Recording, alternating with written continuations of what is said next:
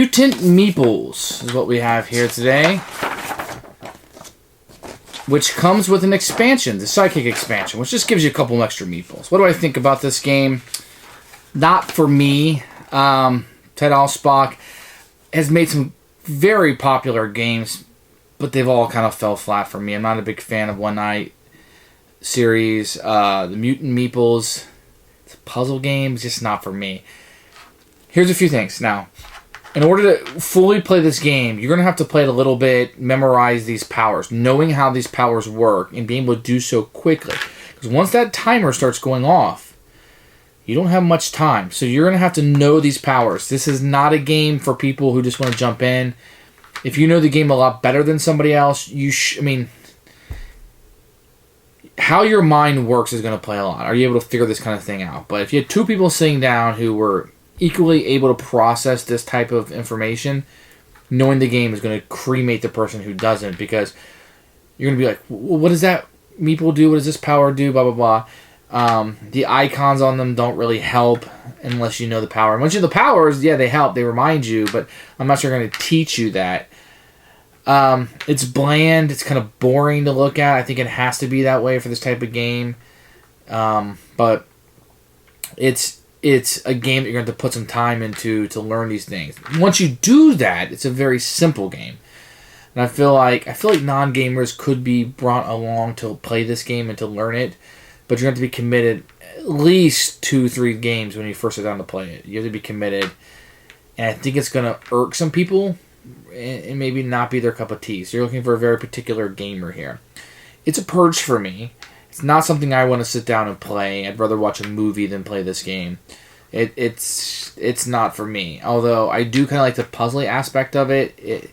It might make a good app for me, but it wouldn't make a good board game. I don't want my buddies to come around and play this game and try to figure these puzzles. You're just like staring at the board. Yeah. There's no conversation going on. You're just trying to beat the board, but beat the board better than the people that you're playing with. It's a miss. The components are fine. I think the rules are fine. I like that there's some extra stuff maybe put in the expansion that's in it, but it's not for me. I don't want to sit and stare at a board and just kind of think about these puzzly things. Make this an app, and I think I'll download it and play the heck out of it. But I don't think I'm going to play this as a board game.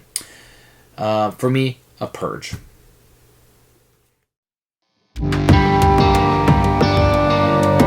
Mutant Meeples. Let's talk about the components of Mutant Meeples. We have some tiles that will be locations, and they just correspond to the letters across there. You get some tiles for movement. These are all real nice. You get a bunch of meeples that look a little differently that you'll be moving around the board, and there is quite a few of these actually. Everybody will kind of share these. There's only one set of them. Everybody will get a set of little tiles that have matching, fairly thick, of the actual physical meeples. And there'll be one for each player. You have these little tiles that come out, and you have a double-sided board. So the board double-sided. And it looks just as bland as it looks here. The only real difference is going to be the buildings and how these things are lined up and whatnot. So the components, I guess, these meeple things are cool.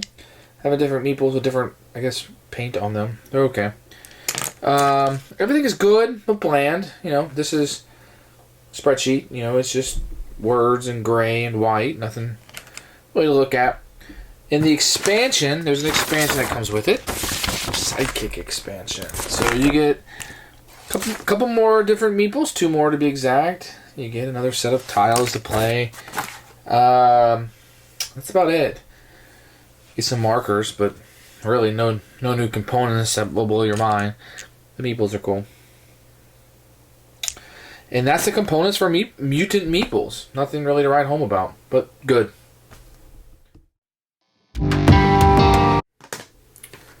The rules. Okay, well, the rules come as a big size rule book. It's got pictures and plenty of pictures of the board and how things are moving. Once I got through it, it was fine. There were some clarifications I needed by just pulling the game out and playing it. There may be some circumstantial questions that you'll have. You guys just have to work it out. can I do this here? Can I do that power there? Because there's a lot of powers flying around. Otherwise, a fine rule book, and I love the use of the pictures. That was really good. There's some variants in the back. And you're going to get another 1 page for the Sidekick expansion, which is usually pretty good. Is going to be a lot of variants included with this. So a lot of different ways to play. It's a very flexible game because really you're bringing to the table the game. The parameters of the game are here, but you're bringing the game to the table. So it's fine. You'll read the rule book, you'll play with some pieces, and you'll get the game rather quickly.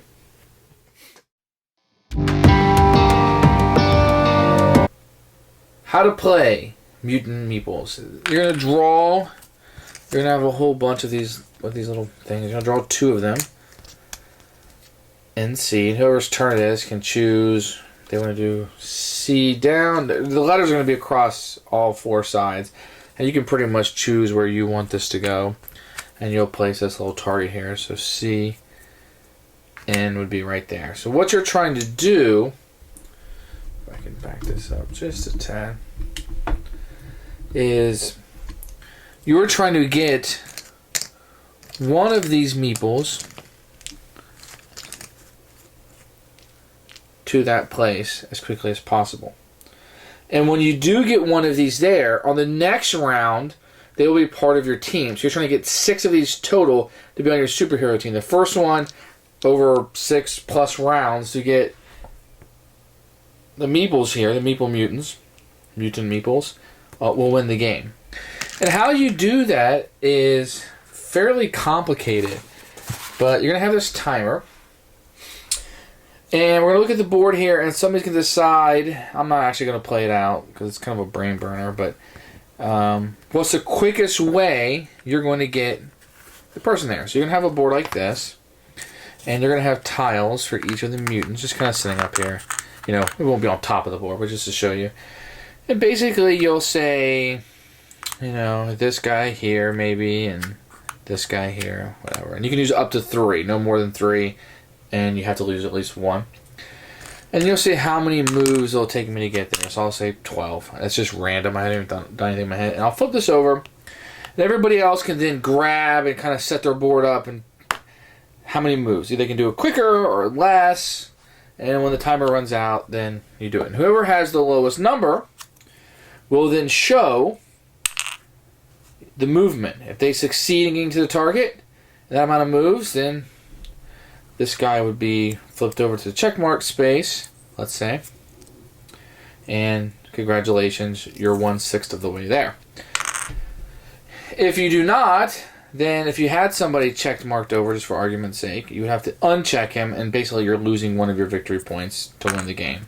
So you want to be sure that you can get him there in the amount of time or space that you said you could. And if you're on the next person, so if somebody had played a 13 or, 23 or whatever, then they would then take their turn. So you go less until whoever has the most. And the first person to get it would then get to flip the tile over and say, I've accomplished it. But in future rounds, if you do that, so if you got the yellow guy there, in future rounds, you cannot use the yellow one at all. So as you continue towards the victory of the game, you will, in fact, probably become weaker. Maybe that's the catch-up mechanic. So what you would do then, just to show basically the way this works, they all have super speed, and they can move orthogonally until, let's say he just started here for argument's sake. He can move until he hits the building or the edge of the board, so that'd be 2 moves, or another meeple. So let's say this was here, and for some odd reason, this was here. So let me put it here just to keep it easy. You might go 1, 2, 3, 4, 5. So you would have guessed I would have done that in 5 moves. And you can use other people. So they're not going to use this guy or something, whatever. So you can use multiple meeples as they go. Each time you stop, it's a different movement. Now, in addition, each of these meeples is going to work and have a special power. So let me go over some of these special powers. I'm not going to go over them all. You're going to have the green guy, the forest guy, and basically he can jump over things there has to be at least 2 spaces and land on a third. So he can do that. And then you have Ozzy. He can pass through 1 building when he's going. So normally you'd have to stop there. He could keep going until he gets to the next building, and that's what he does. Then you have the blue beamer, the blue guy. And he can teleport to these little spots right here. There's a few of them on the board. So he can be moving, just whoop, teleport. That's what he does. And then you have shortstop. He can, usually you have to stop at a building. He can stop 1 short of the building. So, you know, if you were trying to get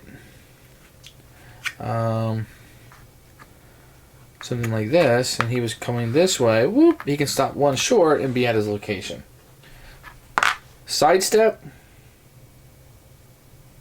He's allowed to move 1 space orthogonally. So he could go, like say he stopped here for whatever reason, just move 1 space. Or if you're flying through here, and you had to stop for what, because there was a meeple here, boop, then he can just go 1 space up if that's what you wanted to do for whatever reason. So that's what he does. Scoop. He may move diagonally. He's the only one that can move diagonally.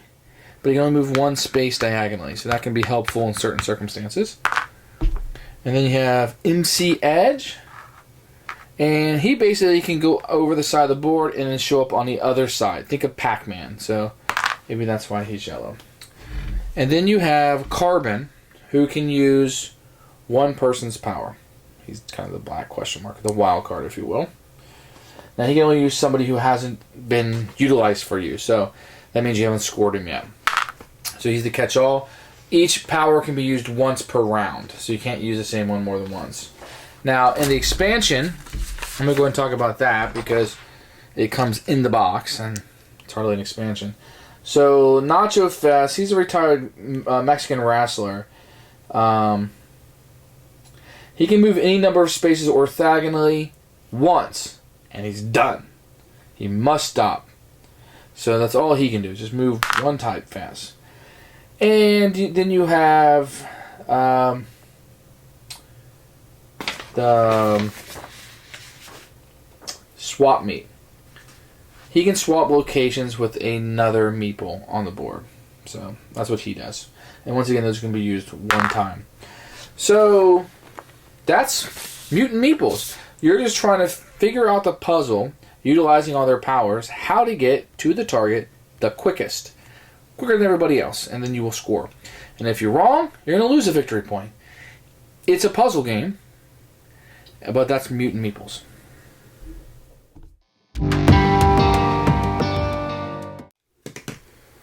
Who should buy this game? I'm going to leave this game up to people who are very smart, who like puzzly type games, maybe Sudoku players, people of that nature. But you want to sit down with your buddies and you just want to stare at the board and you want to try to outthink them in this minimalist move type of way, is what you're going to want. You're not going to want to play this game to laugh. You're not going to have a good time. You're not going to be killing dragons, going on an adventure. It's an abstract game. I mean, they kind of posted superheroes on these mutants, but they just really just move differently. This one moves differently than that one. I'll never feel like I'm solving a crime or saving the world or anything like that. It's a fine game.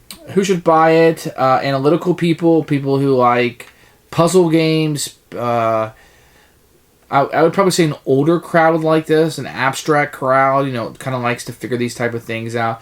Maybe even like a Go crowd or a chess crowd would really like this game. I think there's a reason why this isn't a huge hit, never was a huge hit. It may have sold well. I don't know much about it other than the fact that I've never heard anybody really talking about it because I think it's going to be a very particular person who's going to like this game. Highly recommend maybe you trying it out, or at least a round or 2, but I don't think you should purchase this game unless it looks like something you're going to go crazy for. Purge.